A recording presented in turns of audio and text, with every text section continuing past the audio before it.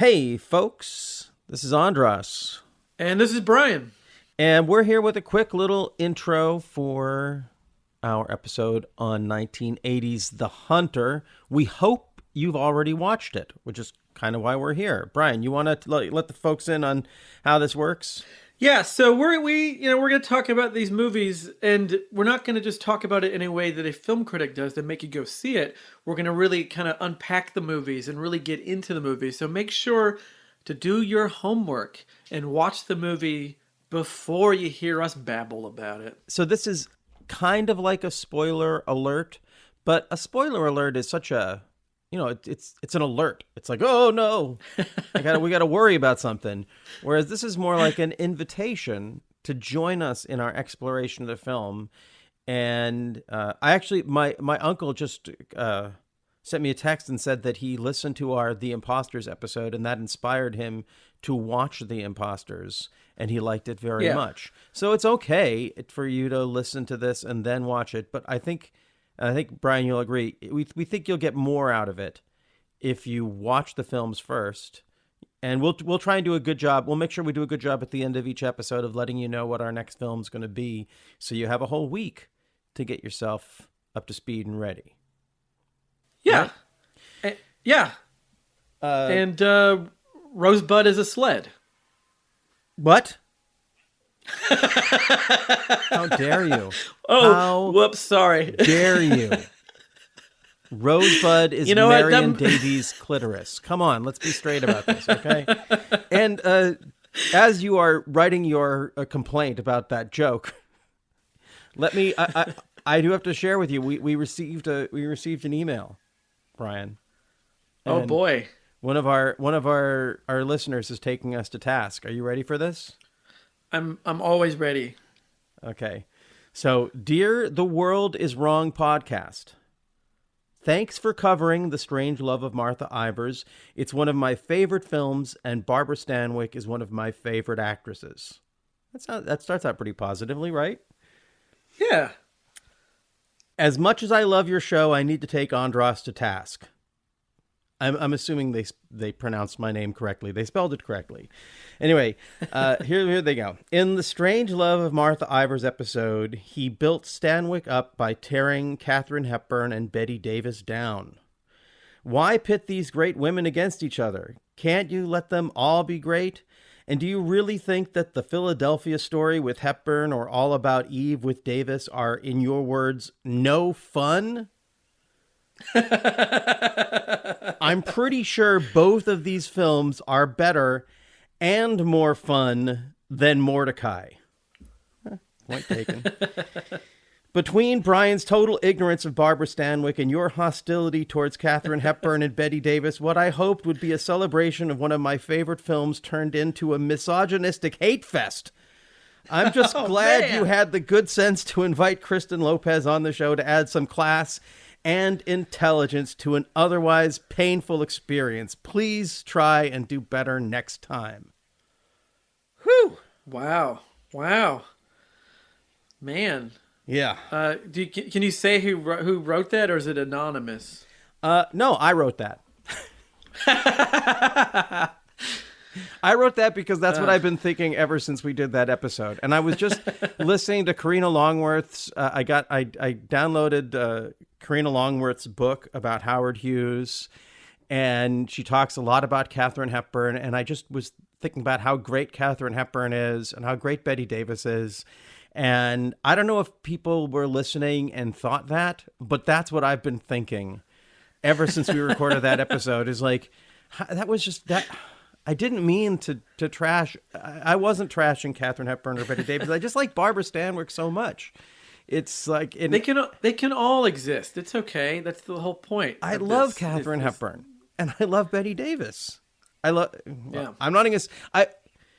If I love one more than the other, then it's like I'm knocking the other one. So if you were listening and you thought that our celebration of Barbara Stanwyck and The Strange Love of Martha Ivers devolved into a misogynistic hate fest, I'm sorry.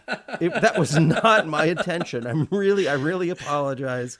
It's just I love Barbara Stanwyck, and so yeah. And if you feel like I put words in your mouth and you want to write a different letter, an email to us and tell us why my complaint against our episode offended you, you're invited to do so as well. I'm just happy if anyone loves The Strange Love of Martha Ivers. So as long as the love is strange, that's all that matters. So I guess without any further ado, let's kick this door down and experience The Hunter from 1980. Hi, I'm Bryan. And I'm AJ, And we have a podcast called The Director's Wall. examining a filmmaker's career, film by film. First up was M. Night Shyamalan, then Francis Ford Coppola. Who's next? Is there anything to this whole auteur theory? Find out on The Director's Wall. Subscribe via Apple Podcasts, Google Podcasts, Stitcher, or your preferred listening platform. I'm Larry Bishop, and you're listening to The World Is Wrong podcast. We're here to tell you how the world is wrong. The world is wrong about The Hunter. Welcome to The World Is Wrong podcast. I'm your host, Andras Jones. And I'm Brian Connolly, the other guy. Yes, you are. And this is the podcast, the extremely positive podcast, where we champion films and film-adjacent artists that have been unfairly treated by critics and audiences alike. And we're here to correct this. And today we're here to cover a film that you love. Yes. Steve McQueen's last film, The Hunter, from 1980. Yeah, the year I was born. Ah, a good year for Brian's and movies. So tell us about this film, Bryan. You Tommy Price? Yeah. My name's Ralph Thorson. My friends call me Papa, but you call me Mr. Thorson. Now, you're not going to complain if I put this gun away, are you? Well, frankly, Mr. Thorson, I'd be tickled pink. You're not going to try to run, because it's too hot and I don't want to have to chase you, and I don't want to have to shoot anybody. We understand each other, right? Oh, yes, sir. Let's go.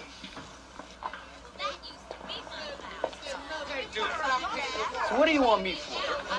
Well, you did jump bail in the 16th. Well, kinda. Well, I got to kind of take you back to Los Angeles. You a cop? Nah, Well, this shit's gotta be illegal. not really. Hey, I know a kidnapping when I see one, and I'm seeing one now because I'm being kidnapped. Here, read it. Supreme Court decision, 1872. When bail is given, the person or persons putting up said bail may exercise their rights in person or by agent. They may pursue principal into another state, may arrest him on the Sabbath if necessary, may break and enter his home. Man, that's chicken shit. Man, that's a law. All right. So basically, it's interesting because it definitely is like this sort of leftover 70s going into the 80s sort of movie. It's about the true story, who knows how true it actually is, of professional bounty hunter Papa Thorson, played by the great Steve McQueen in his final screen role. And you're basically like following him around. Like it starts with him grabbing, people on the run or people who like didn't pay, the money they need to pay. And he's a bounty hunter, And so the first person he grabs is Tommy Price, played by LeVar Burton. And what's interesting is he's not like beating people up and being mean to them. He's just sort of like, okay, you got to come with me now. And then they're just sort of feel like they're hanging out. And now LeVar Burton's fixing Steve McQueen's tape deck, and you're like, okay. And then this kind of keeps happening where he goes off on these adventures of basically trying to capture these supposed bad people, but then they're more like not really bad people and more misunderstood people or just kind of dopes. And then he's kind of collects these people in his life, and he ends up just being friends with all of them. And a lot of people are hanging out in his house. Like there's this weird group of like Damon Runyon-esque or just sort of like extras from California Split, just constantly having a poker game in his living room. LeVar Burton's now hanging out there trying to fix his TV, and it's just sort of like building this weird group of friends via him being a bounty hunter and capturing them, and them, I guess, forgiving him right away, except for a character played by Tracey Walter, who's sort of stalking the most menacing Tracey Walter has ever been or could be. And it's just him sort of stalking Papa, being like from afar, watching, kind of mumbling himself like a nut. And then he's also harassing Papa's girlfriend, Dottie. Is that her name? Does that seem right? Played by Kathryn. Yeah, the inimitable Kathryn Harrold. And so she's a school teacher, and he like goes to her school and is like whispering through the doorway, and it kind of feels like it's from a Jell-O or something, and it's him being kind of menacing and creepy. And then he pops up in the window and has this insane kind of war paint on his face, and he's licking the window of her classroom, and she's all freaking out because she's with Papa's child. And so like Papa's trying to protect her, but also in the movie, like, and this makes it seem like this movie has a plot. There is no plot to this movie. It really is just like a series of moments as he goes off on these little bounty hunter trips and captures people. And there's like an amazing car chase through like a cornfield where he's chasing these kind of country bumpkins through a cornfield, and it's Steve McQueen behind like a giant tractor. And and one note that's funny is they make his character, Steve McQueen's character, a terrible driver. And that's just funny because we all know him from being an amazing driver in movies like Bullet and On a Motorcycle and The Great Escape. So that was a funny joke of him just not able to park a car properly or drive. So it's just kind of him with all these little adventures. And then there's this amazing, huge climax that is not really emotional because you don't really know about the people that he's after because it's episodic. And he just chases another one of these criminals onto this kind of race subway through, is it Detroit, Chicago? Where are they in that? I don't remember. One of those cities up north. I think it's Chicago. Yeah. Chicago. And there's this amazing, and it's really Steve McQueen doing the stunts, like fighting on top of this, subway train thing.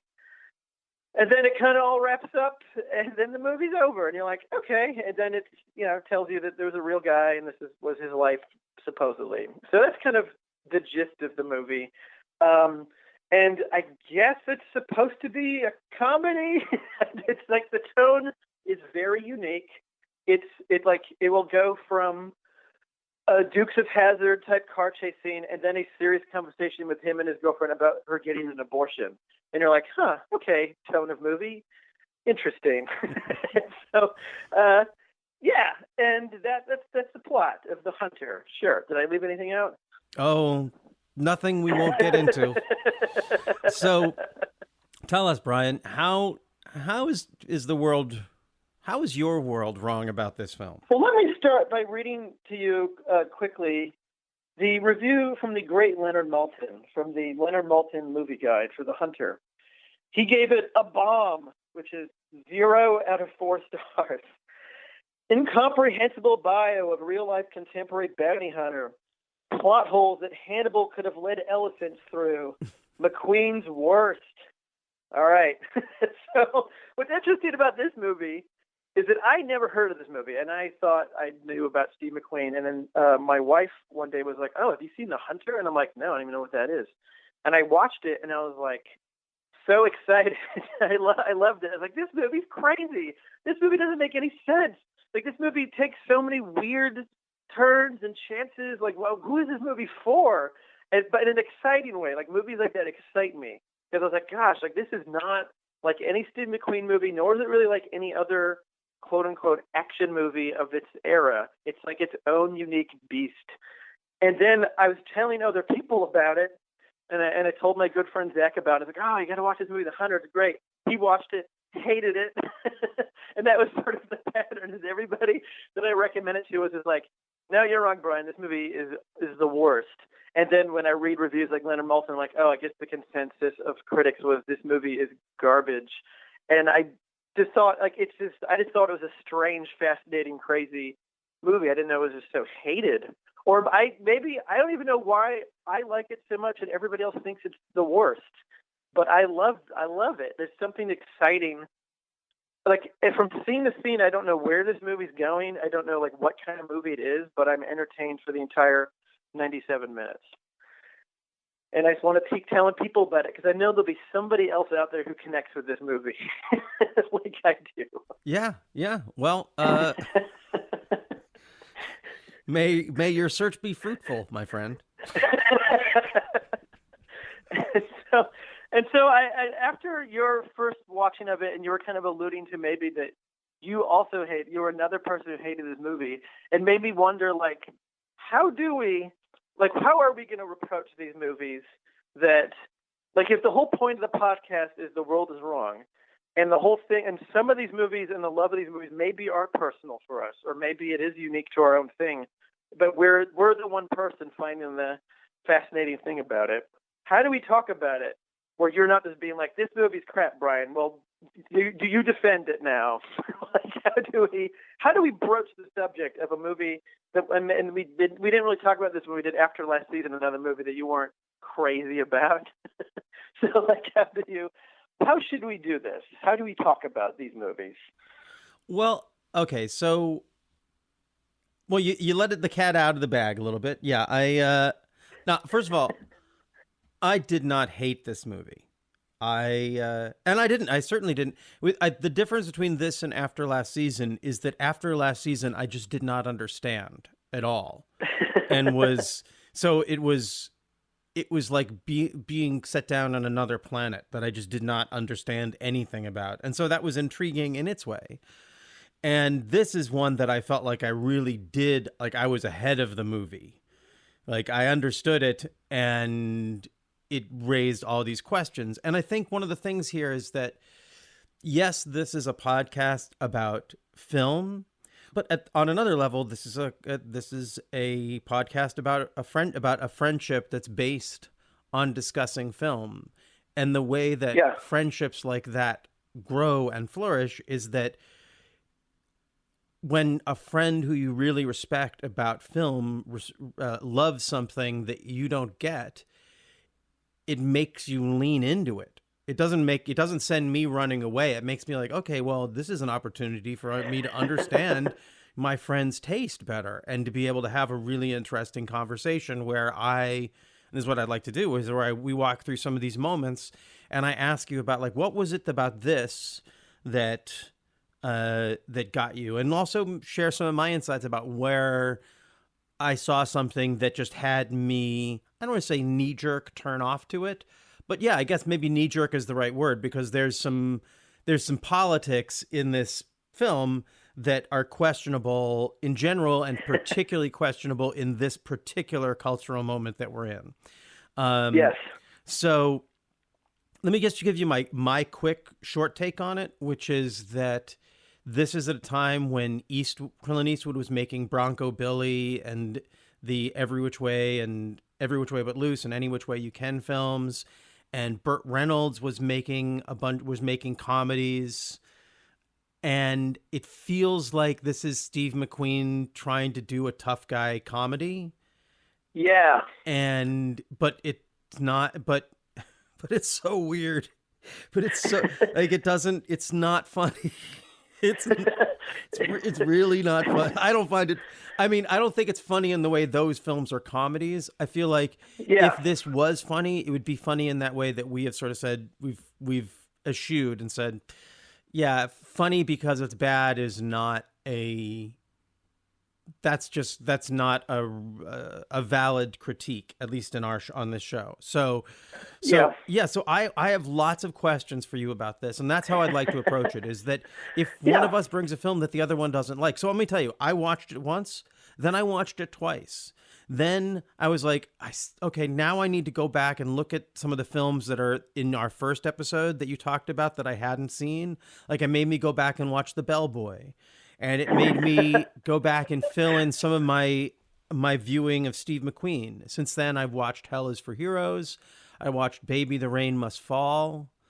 I think those are the two that I hadn't seen before. Oh, and I also, you were recently on an episode of Radio 8 Ball, and we talked about the Steve McQueen episode of Alfred Hitchcock Presents that was based on the Roald Dahl story, where he's making the bet about can he flip his lighter 10 times. And if he does, he gets a free car from Peter Lorre. And if he doesn't, he gets his finger cut off. I guess maybe that's the part of the point, is that when a friend recommends a film that you don't like, it just opens up this thing of like, okay, well, I need to understand more about my friend, and I need to understand more about the elements of this film so that I can come to the conversation and ask intelligent questions. And whether or not I end up, I think I said to you before we started this, I may never like this film, but now I love this film. It's like someone that you had like a week-long affair with, who you're not going to end up with, but you're never going to forget that week. And I think, and we are also part of the world that is wrong. Yeah. And we also, like, I think it makes sense that, like, one of us, I mean, we're not going to always agree on these movies. We might not ever agree on these movies. I might love it, and you might have the same knee-jerk reaction, as you said before, like the rest of the world. Like, on first approach, you might be like, oh, God, this is the worst, you know, and these movies, like especially this one, was kind of stamped as that by the critics and then kind of left there. And we're just kind of raising, like, and I don't even think our job is to say these movies are good or bad. It's more like, let's take it from the ground where it's just labeled the worst, and let's find what's interesting about it. You know, like, let's see there's something there. It doesn't mean it's a great movie or a bad movie, but it means it's maybe worth looking at again, as opposed to just putting it in the dumpster of the movie, you know, history. And we certainly did that with Mad Dog Time, even though we both agree that movie's great. But, like, it's like these are movies that people just maybe have heard of as the worst or some shit, and we might even have thought that when we first saw it. But and like, this is sort of, like, in my life, I drive people crazy with this, because I'll see a movie, tell everyone that I hated it, that it's the worst, and then a month later be like, oh yeah, that's one of my favorite movies. Like, I remember that happened when I first saw Starship Troopers. I was just like, God, I hate this movie. This movie's garbage. What is this? And I was just so mad at it. And then I came back to it and been like, oh, I'm totally wrong. This movie's brilliant. There's so much stuff in there. I just was like, my knee-jerk reaction was like, why are they Nazis? What the fuck is this?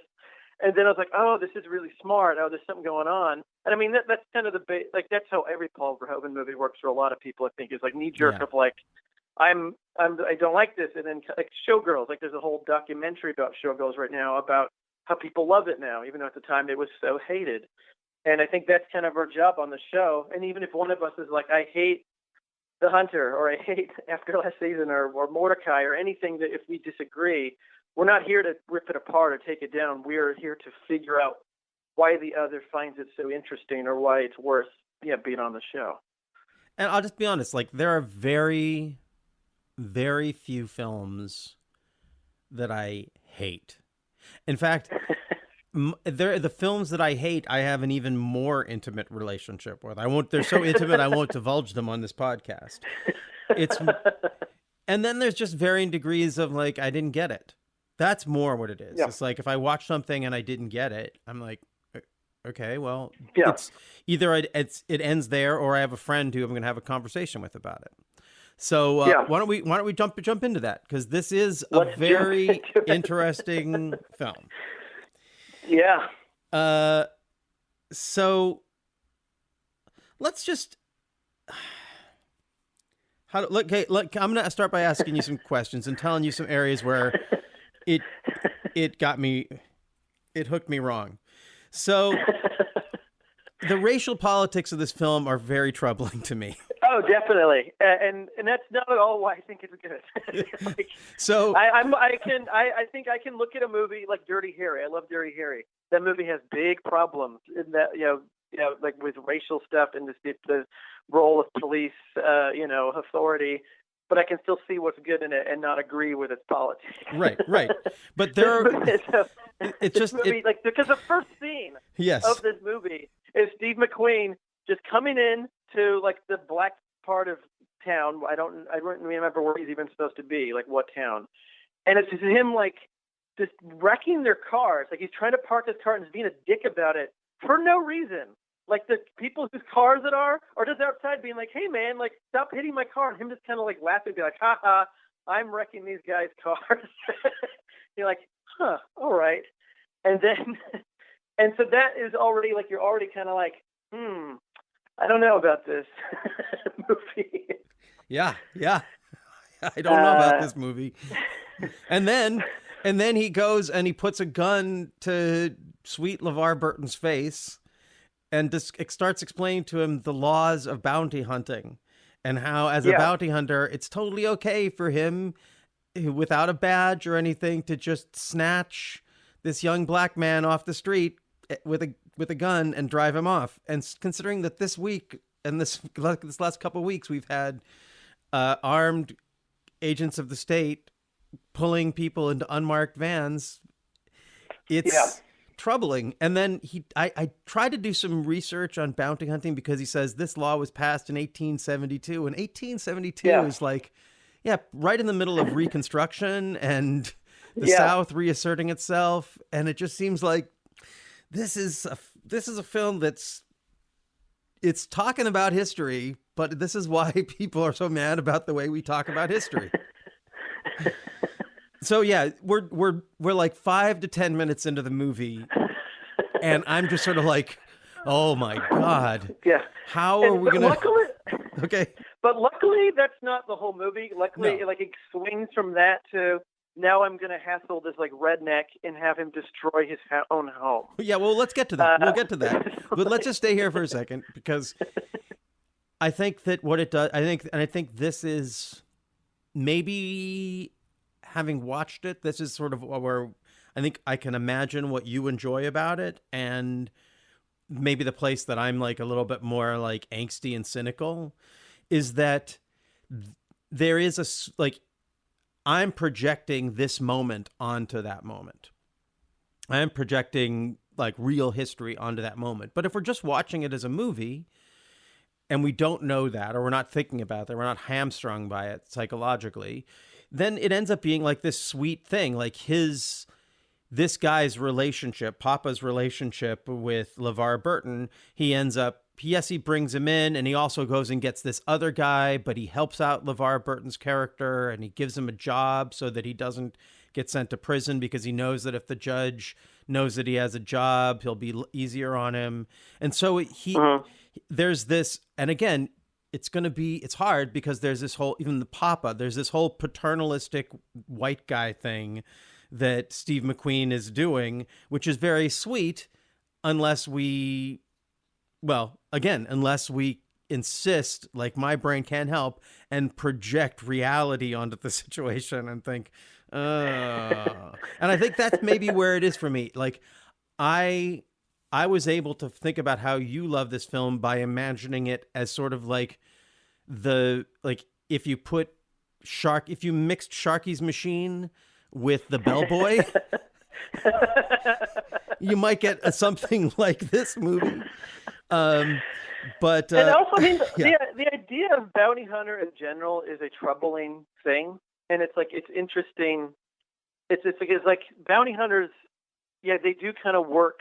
They're kind of like, they're not really working within the law, but they are. It's a really weird thing to have. Of just like the police can't handle it, so you have to send this guy across state lines just to show up at your house with a gun and be like, "You're coming with me now. I'm a bounty hunter."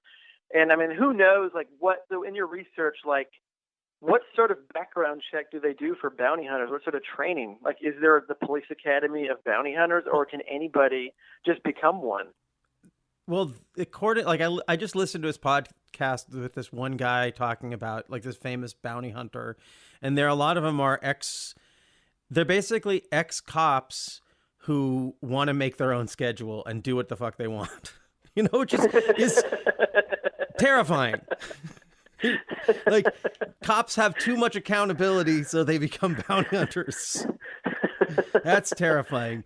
It's worth noting also that this is a theme that that Tarantino made fun of a little bit in Once Upon a Time in Hollywood with bounty law, and that's where Steve McQueen got famous, playing a bounty hunter on TV the way that Leonardo DiCaprio's character does in Once Upon a Time in Hollywood. So this is just sort of in the air, and it makes sense.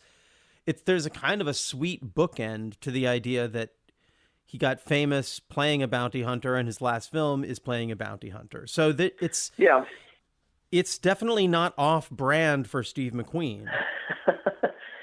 And it makes sense that you're like in '80s, so you're kind of like at the end of the decade that had like tons of like, this is like the decade of Death Wish and Dirty Harry and like Freebie and the Bean and those kind of like no rules, no nonsense cop movies where they just like, beat people up and do whatever No the fuck they rules, want. all And nonsense, I would say. There's in Freebie and the Bean, but yeah. And I think that's what's odd about this movie. It does feel kind of out of place. Like it's not quite that 70s. It's not quite hard enough to be a Dirty Harry, and it's not quite all comedy enough to feel like a Lethal Weapon. Like it's more like this weird in between. And I think one interesting thing is that it's written by Peter Hyams, who wrote a few years earlier Busting, which I love because that movie is all comedy cop movie. Like that's a great movie. And I wonder if they took his script, because it looks like someone else rewrote it, if they added all these weird, the things that aren't funny. The tonal shifts of this movie are very drastic. Yeah. It feels, especially when we get to the end. By the end, I'm like, was this a TV show? I feel like this was a very, very long episode of a TV show. But let's keep going on this film a little bit. So it's funny. You said that he does his own stunts. I have a note here that says the stuntman is a very obvious stuntman. I mean, in the train scene, you can see that it's really Steve McQueen hanging off the side. Really? End, I don't think so. Yeah. I think it's the same guy in a wig that gets beat up on in the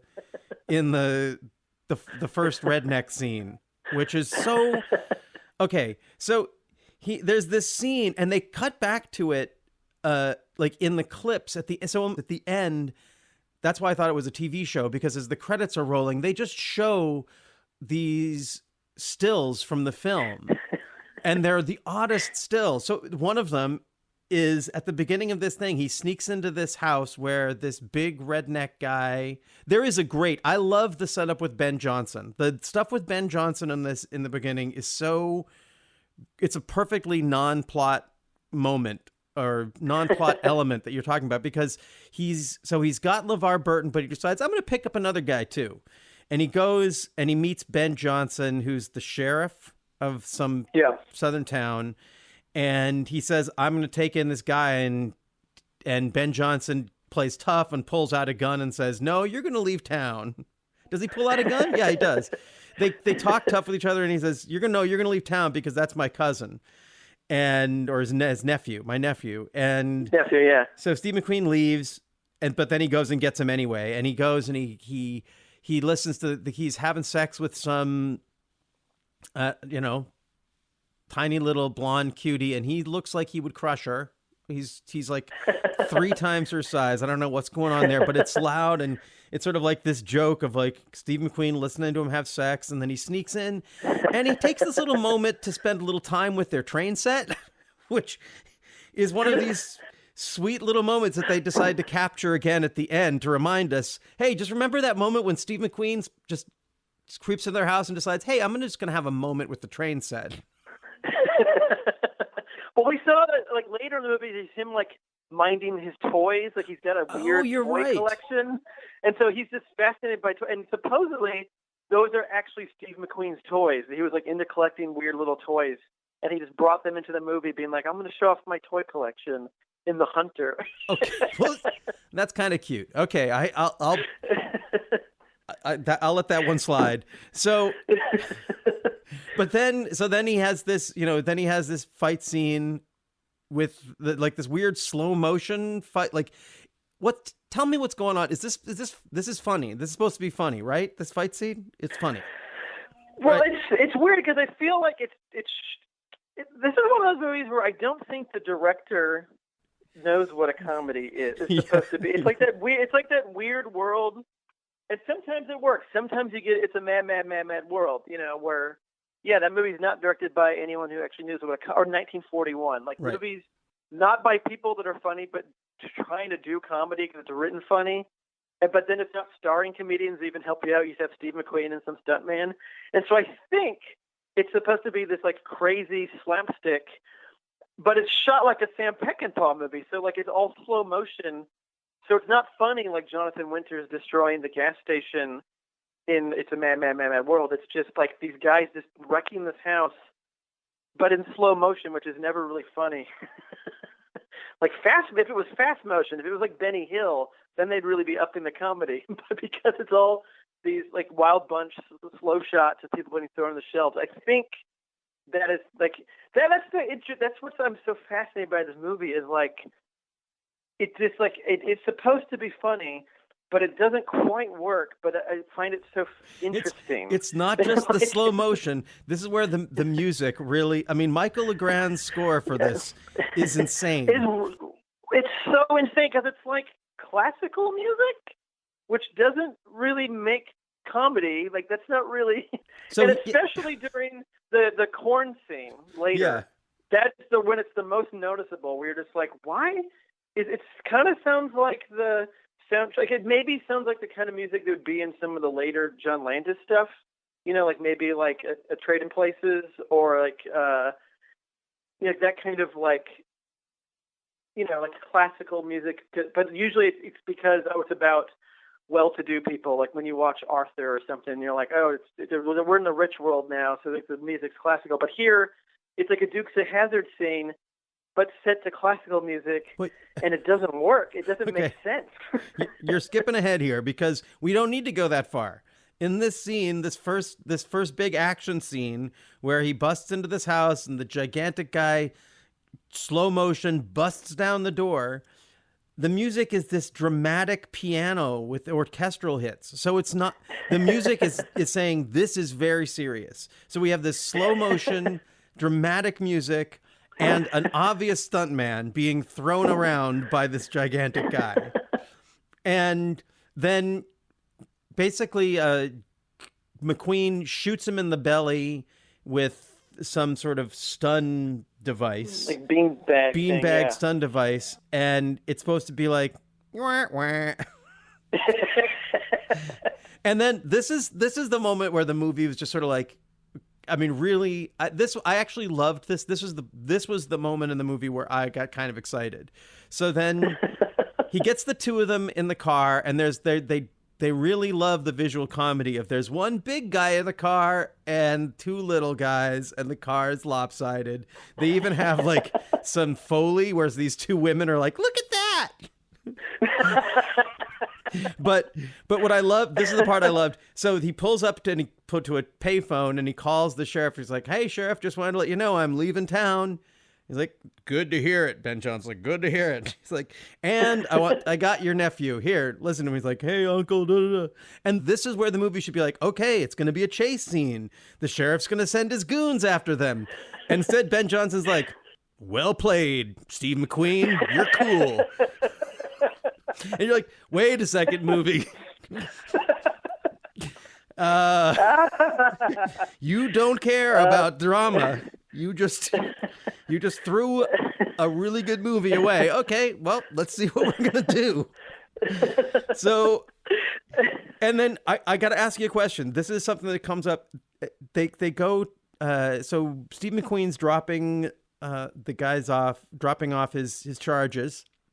And helping out LeVar Burton, not helping out the redneck guy. So, he's not a racist.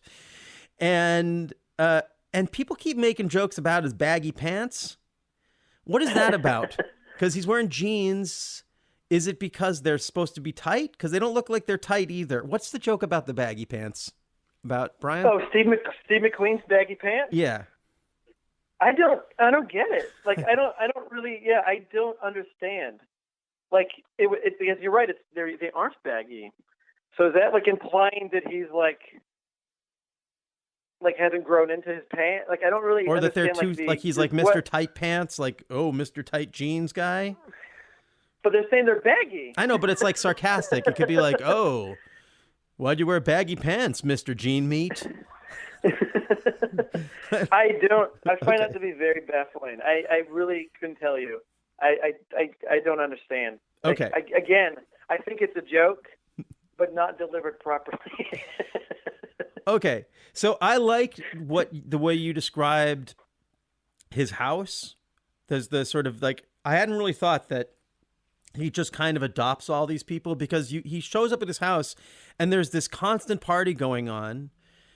There's opera on the jukebox, poker games, this pregnant girlfriend, and he just doesn't seem like he likes any of it. Like he takes no joy in this. So he's like, my house is like, it's not. Oh, let me back up here. When we were talking about the comedy, I was feeling like I keep feeling like this movie, the one I'm comparing it to is Hooper. Yeah. Like Hooper is an action comedy where it knows how to do action comedy. Yeah. Oh, yeah. I mean, yeah. And this is a film that is like, yeah, it's trapped somewhere between Death Wish and Hooper, or between, Dirty Harry and Hooper. And it's just, well, I think maybe that's why you enjoy it so much, because you do have a unique antenna for these odd tone shifts. Yeah. Now, for you, when you see Kathryn Harrold, do you always just imagine that she's on the rebound from Albert Brooks? Because that's what I do. I feel like she left Albert Brooks in Modern Romance to be in this relationship with Steve McQueen. So I think it's the other way around. I think she had it as her abortion, dumped Steve McQueen. She doesn't goes have, to spoiler Albert alert, Brooks. she doesn't have the abortion. And then goes to Albert Brooks and does cocaine in the bathroom and disappoints him. I don't know. This is it's and then like it's like and like this movie has scenes of her like in a Lamaze class. And Steve McQueen is there, and he's like too macho to help her out with like her breathing. But then later he does the breathing, and I think that's supposed to be funny when it's Steve McQueen like pretending to do Lamaze. And again, it's like it doesn't quite like Steve McQueen's interesting. Like he is charming, but he definitely doesn't have that kind of wise guy comedy of a Burt Reynolds, and he doesn't have the like how would you describe even Clint Eastwood's comedy? He's like the tough guy who's like because Clint Eastwood's great at comedy. Steve McQueen is not great at comedy. Why is that? They're both have played stone-faced tough guys. I think, first of all, Clint Eastwood understands, like Clint Eastwood is a filmmaker. He understands who he is as an instrument of film. Yeah. Going back and deep diving on McQueen, I have a greater appreciation for what he's good at, but I also have a much greater appreciation of his limitations compared to a lot of the other actors of that generation. Like we've talked on the Radio 8 Ball episode that you were on. We talked about this mistake, this confusion someone had of confusing Steve McQueen and Robert Redford. And I feel like Robert Redford is one of those actors who, when you first look at him, you feel like there's not much there, but the more you dig into it, you're like, oh, he's really, really a good actor. Whereas Steve McQueen, sometimes I feel like unless he's totally right for the part, he doesn't know how to shift. He doesn't know how to shift or be something else. He's that. I mean, like I told you, I went back and watched Hell is for Heroes. If you want to see a great Steve McQueen movie, go see Hell is for Heroes, people. He's on fire throughout. Like, if that weren't such a sort of army recruitment, like pro-war vehicle, I feel like if he gave that kind of performance in something like The Wild, like a biker thing like The Wild One, we'd hear about it all the time. Because it's he's like, and I feel like this film is trading on that. Is like, we have this idea of him, we see that guy in this guy. And I think, going back to what you said about Eastwood, I think that's what Eastwood does well and knows how, and his comedies know how to play off. Like, oh, this is Dirty Harry and the man with no name, but he's got an ape with him. And he's not young, and he's like a Bud Abbott. Like, he's a really good straight man, and that is a form of comedy. And he's not the one yucking it up. He's letting the orangutan yuck it up, or the bikers or whatever. And he's more like, what is this bullshit? Like, he's the Charles Grodin. Like, Charles Grodin and Clint Eastwood have the same roles in their movies. They're the ones disappointed by the thing, or frustrated with the thing, or confused by it. And that's their role in the comedy. Whereas in this, Steve McQueen is trying to do some of the comedy, and he should have been more just the thing the comedy's bouncing off of. I just think, So let's go back here, because you said that this film had no plot, and it does have a plot. The plot is about an old guy with a young wife who wants to have his baby and wants him to settle down and be good with her, but not really settle down. Yeah. She just wants him to be human with her, and he can't. Yeah. He can't. He's a terrible, terrible person. No, he's not a terrible person, because we know the music is very dramatic, very romantic when they're having these conversations. But he really seems, he's a stoic, old school guy, and the film wants us to really root for him.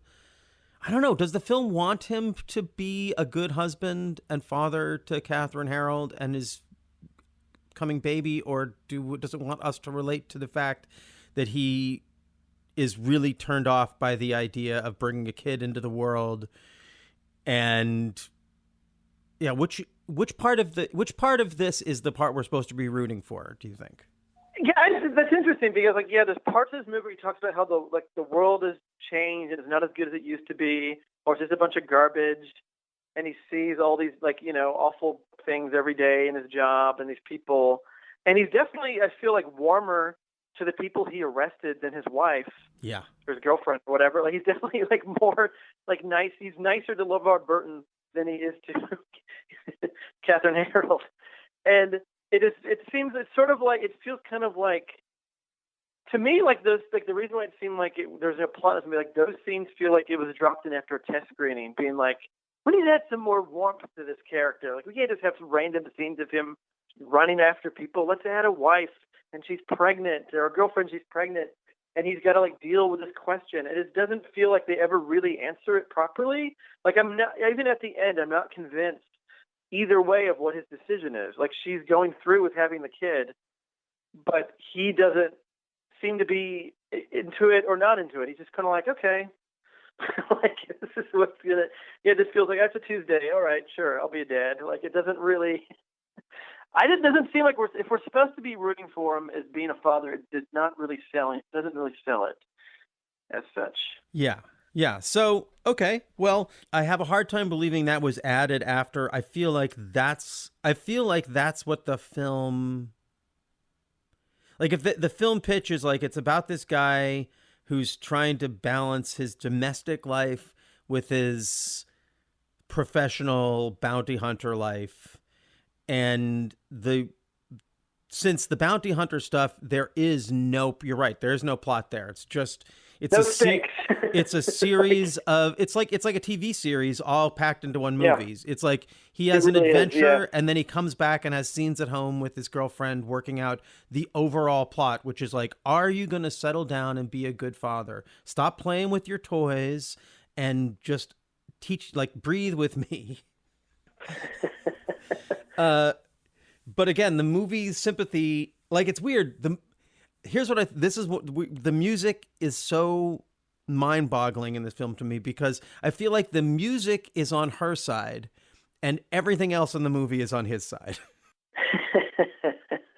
Like, the movie is all the visuals are saying, Steve McQueen is cool, and all this Lamaze stuff is for young people. And it's true, because Steve McQueen's going to die very quickly after this film.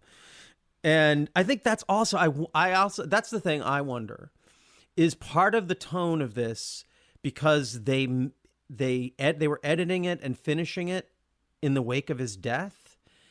And so there's this weird, loving, they're so in love with McQueen in this sort of mournful kind of way that they don't know how to make fun of him. They end on this shot, spoiler alert, people, she has a baby.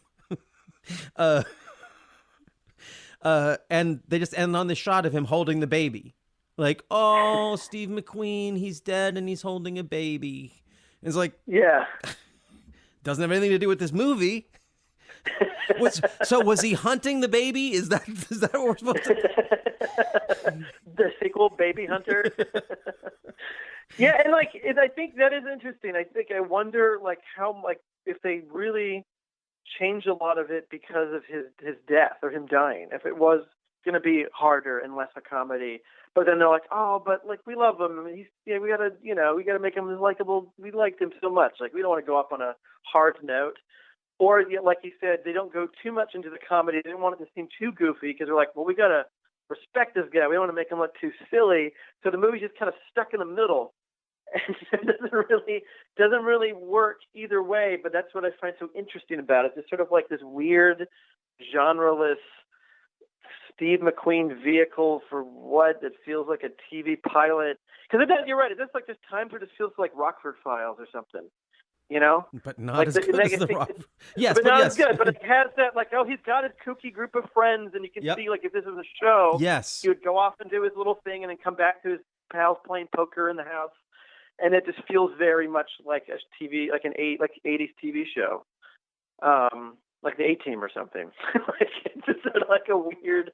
And I guess that was a complaint by a lot of critics when it came out, was that it feels like it's. And then Buzz Kulik, who directed it, he's really only mostly done television, like made-for-TV movies and things like that. So I think maybe, and then also supposedly Steve McQueen directed a lot of this movie because it was going to be directed by Peter Hyams, who was fired for whatever reason. They had a script rewritten, and then Steve McQueen directed a lot of the scenes. And so maybe when they edited it, they're like, oh, we don't, want to ruin the director we love, Steve McQueen. Let's keep it all in there, even if it doesn't make sense. I don't know. Yeah.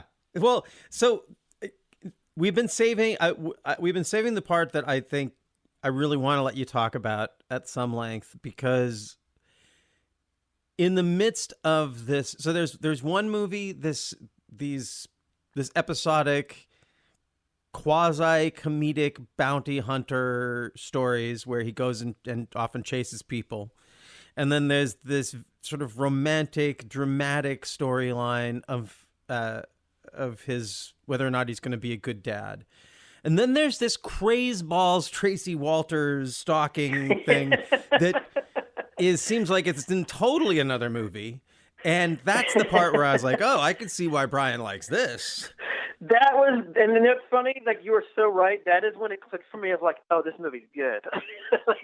like I think if that stuff wasn't in this movie, I probably would have been like, oh, movie's fine, and then would have not latched onto it.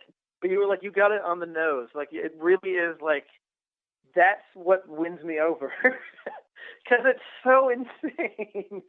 And it's like it's also kind of sad because it's kind of a failed promise, because it's not much of the movie. Because like once it starts happening, like, oh, this is going to be a crazy movie, and then they kind of like, even when they wrap it up, as soon as he wraps up so quickly, and then they're just off to the hospital with her giving birth. Like they don't even ponder the moment of when they deal with it.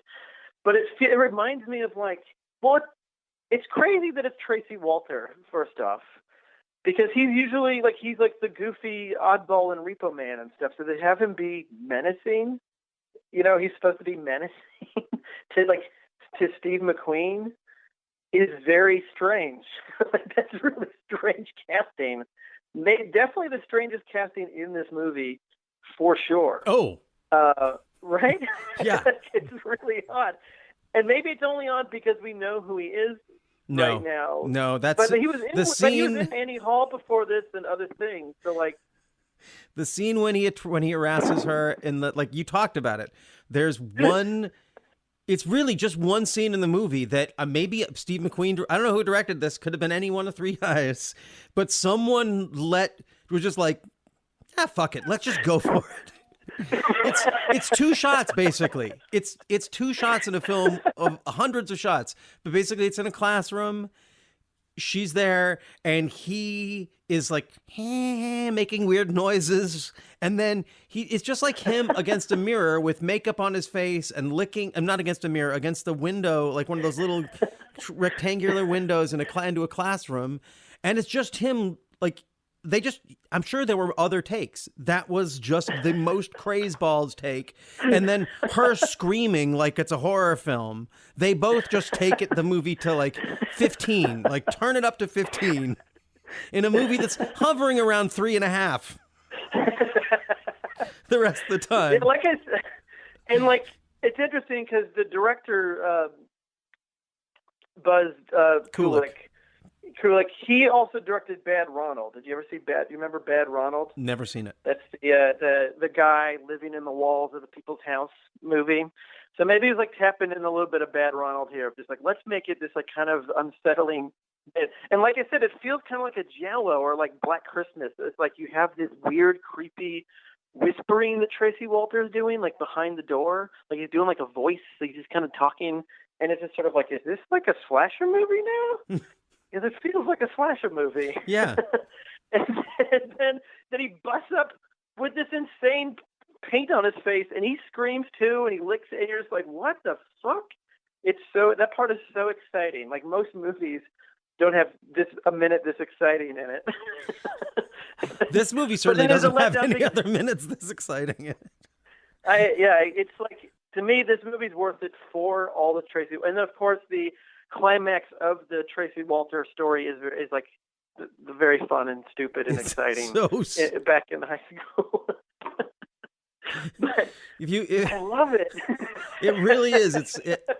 It is a fun part of the movie. It makes no sense, and I don't think the movie's trying to make sense of it. But it is definitely craze balls, and it's a movie that could have used more craze balls. Yeah, but I mean, I don't like this movie because I think it's so bad. Like I'm just like fascinated by all the pieces of it. Make for definitely an interesting watch or rewatch. It's just like there's so many. It's just such an oddity, this movie, because it wants to be like when you look at the box and it's like spectacular final performance by the legendary Steve McQueen, and you want that, and it's not that, and it's not. This isn't anything close to the best of what he did or the best of what his peers did at the time, but it's like it's a thing. There's something here.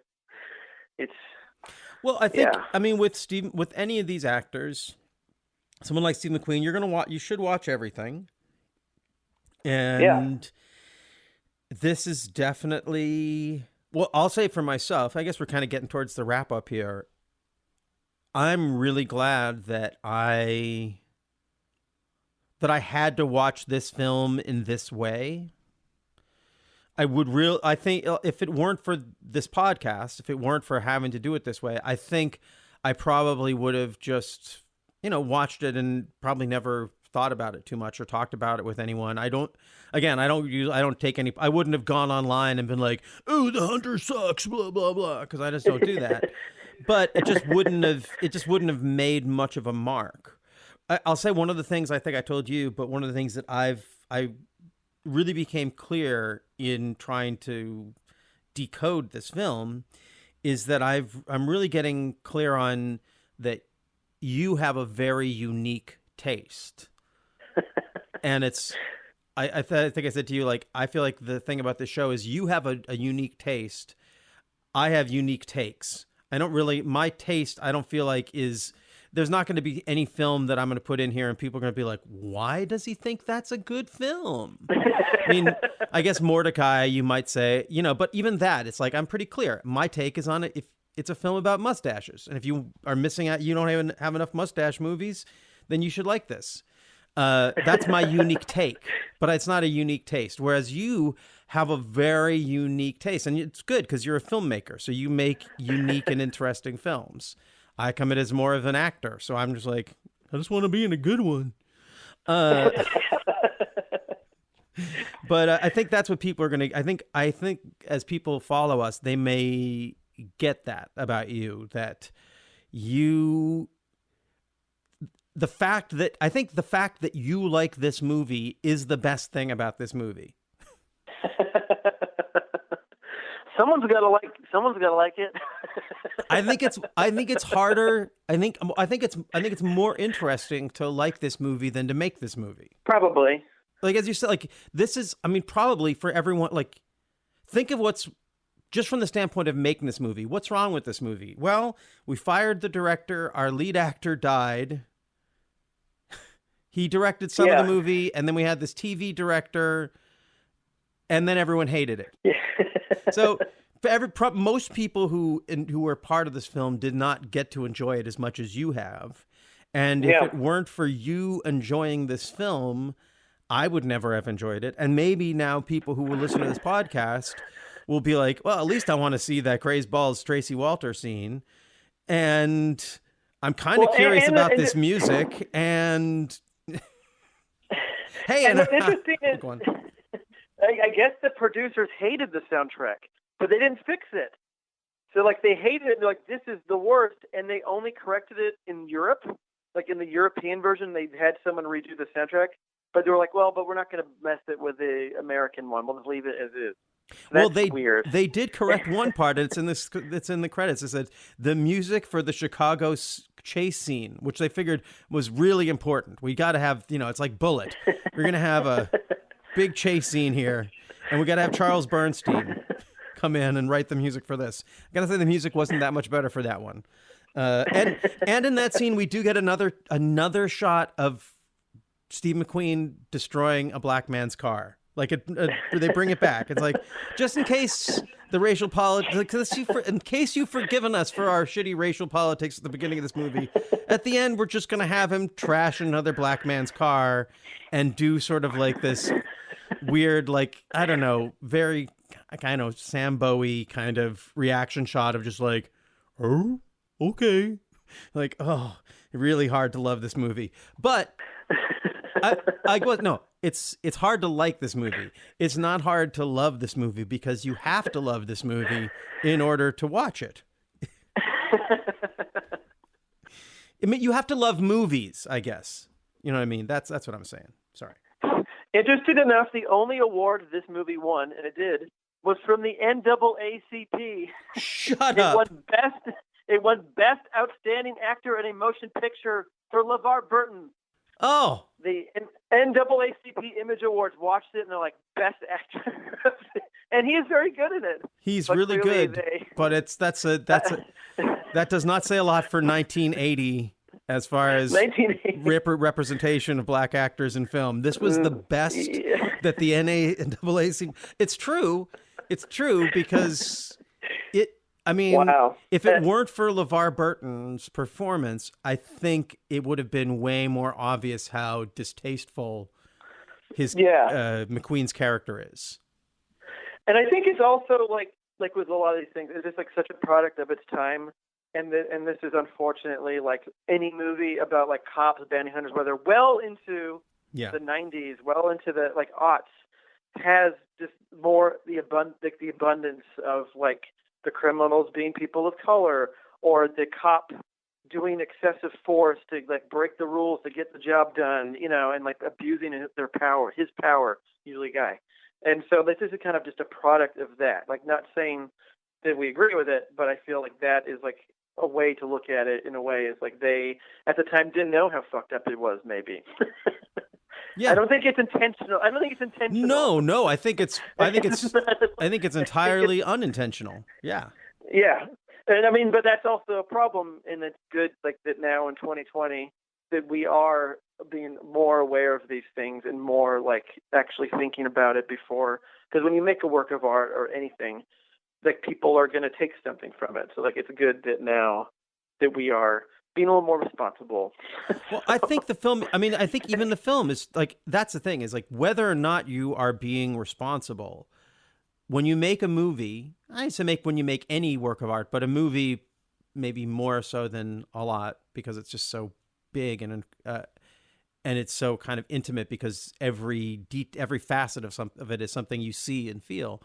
But yeah, it's going to reveal your prejudices. You might like this film thinks it's pretty woke, even though woke didn't exist. But it's like, hey, he doesn't just like, he arrests this guy, but he gives him a job and he treats him, he likes him. He lets him into his house with his wife. Like he's not scared of this guy at all. He doesn't judge this guy at all.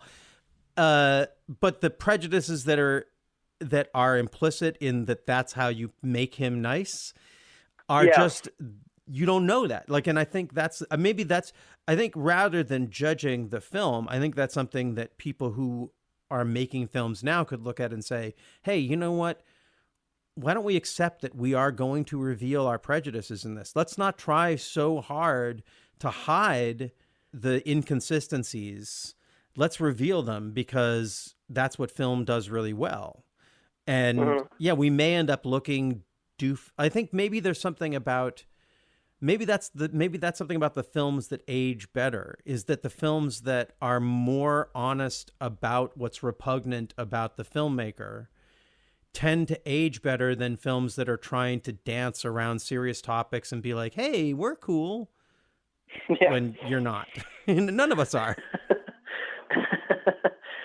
And shame on me too, because when I picked this movie, I totally forgot about all that stuff. So when I watched it again, I was like, "Oh, whoops!" Like, I forgot that all these. Like, this is maybe not the right time for this stuff, but it's good that we're talking about it. It's just like I totally, when I first watched it, just kind of didn't even think about these. I was just sort of like, "Well, it's 1980. This is just what these cops are like, I guess, in 1980." I just took it, yeah. So I'm glad that we talked about it. Well, and also, come on, we're recording this in August. It's going to be October when this comes out. Probably won't, racism won't be an issue by then. Oh, my God. Sorry. Maybe none of us are alive by then. Yeah, maybe that's how it will, that's how we'll cure our societal ills. Anyways. Well, I just want to say it really clear. I'm really grateful that this gave me the opportunity to go down all the rabbit holes it took me down. And maybe for the audience that's listening to this, although there are, I guess since I'm the one who sort of is holding the space of what's wrong about this film, I want to say that if you love film, you should watch it. If you love Steve McQueen, you should watch it. And then you should write to us at contact@theworldiswrongpodcast.com and tell us why you either love it or what we missed in our appraisal of it. Hey, comedy fans, make sure you're checking out the New York Comedy Club podcast, the official podcast of the New York Comedy Club. We take an inside look into the world of stand-up comedy as we interview your favorite comedians about the business, the jokes, and the journey as a stand-up comic. So make sure you're checking out the New York Comedy Club podcast, all a part of the Paper House Network. Okay, well, I've talked about it a few times, but the week that we recorded this, which is now many months ago, you were a guest on my podcast, Radio 8 Ball. How was that experience for you? It was great. Seeing it from the inside out it makes you have an even greater understanding of what it all is. So, like, definitely check out the episode with me on it. We talk more about movies, but also check out all the other episodes that came before it. And just so we've talked about it, but just tell listeners what do we do on Radio 8 Ball? You. Well, it was funny because I was terrified of being on it because it's about sort of the things that line up, the synchronicities of life, like an 8 ball, you ask a question and then you take it and we just kind of see the fortune, like what at random a song answers it, and it was really interesting.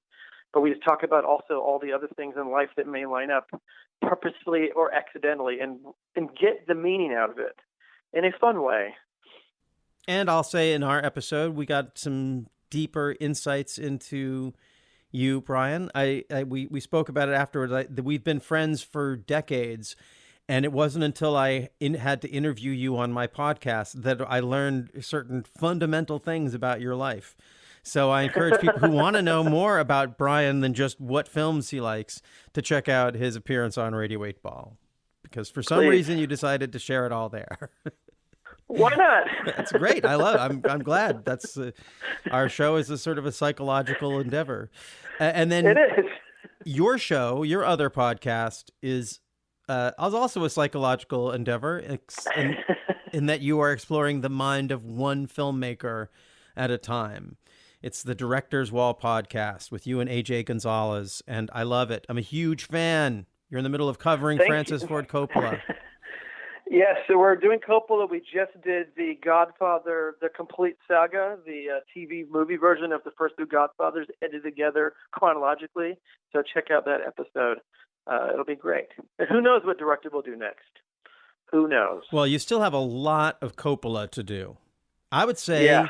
you still have the best Coppola to do. I agree. We're about to get into like my favorite stuff, so I'm excited. Now, just curious. So you're finishing up The Godfather, and you did Godfather 1, Godfather 2, and the Godfather TV edit, 1 and 2 altogether. Yeah. With Apocalypse Now, are you going to do 4 or 5 different episodes? Like, are you going to do an episode for each version of Apocalypse Now, including Hearts of Darkness? No, we're just going to do one big epic, like 20-hour episode. The plan is, I think, to really talk about the different versions, you got to talk about the differences and the similarities of all of them together in one talk. I think to separate it would be weird. Like The Godfather made sense because you had other movies in between to get to the TV movie. But like with Apocalypse Now, I'm just going to do all the versions, and then we're just going to look at this big mess and see what it is. So Hearts of Darkness doesn't get its own... No, I think that's just, because to me, that's the making of Apocalypse Now. So that'll enlighten our conversation on the actual work itself. Wow. I'm so looking forward to that episode. It's going to be... That's almost as massive an undertaking as making Apocalypse Now. We'll see if we all go in the jungle and come out sane or not. Yeah. Yeah, which one of you is going to have a heart attack and be replaced halfway through the episode? Oh, no. But, oh, no, not replaced. The guy who had the heart attack got to stay. The guy who didn't have a heart attack got replaced. What are we covering in next week's episode? The World is Wrong. I'm so excited. We're going to be covering Warren Beatty's... a Warren Beatty masterpiece... Rules Don't Apply. I think it's a masterpiece, an unheralded masterpiece on many levels. His most recent film came out in 2016. I'm obviously a huge fan of the film and of Warren Beatty as a cinematic artiste, and it's going to be fun. Excited. Okay, well, I can't wait to hear what clip you choose for us to go out on from The Hunter. You know what? Let's end on Tracy Walter whispering and screaming. Here it is. Okay, well, before we do, I just wanted to remind you folks that wherever you are, just remember, the world is wrong, and it's probably wrong about you. Hey, Teach. Who is that? Howard, is that you? Violets are blue. Roses are red. There's no school today.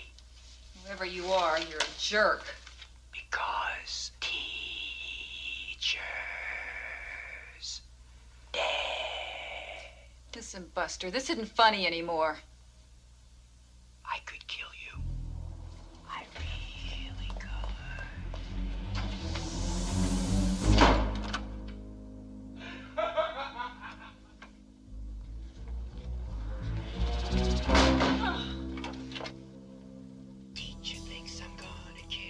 Go away, please. I'm not gonna kill the teacher. I'm gonna kill Papa. Who are you? Open up the door and see who's gonna kill Papa.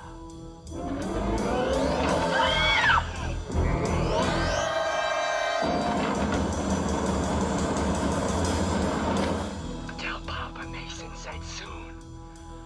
Real soon.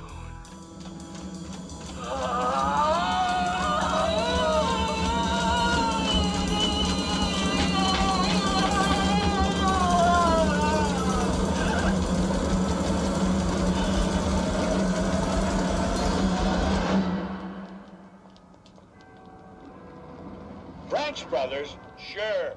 Crazy bastards, dumb as shit and mean. Went to school with John, the bigger one. We was on a basketball team. Yeah, all I need is a direction. All in the Lord's time, son.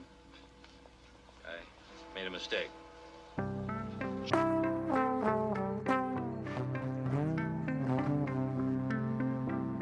Radio 8 Ball. Andros here. When I'm not co-hosting the World is Wrong podcast, I'm hosting and producing the Radio 8 Ball podcast, where we answer questions by picking songs at random, like picking musical tarot cards. We've hosted musical divinations for people like John C. Reilly, Patricia Arquette, Tig Notaro, and Fred Armisen, and hosted over 200 songwriters, providing the randomly chosen answers from Inara George and Dan Byrne to Mose Allison and Alan Toussaint. That's Radio 8 Ball, all one word. You can find us wherever you get your podcasts and download our app from the iTunes App Store. Show.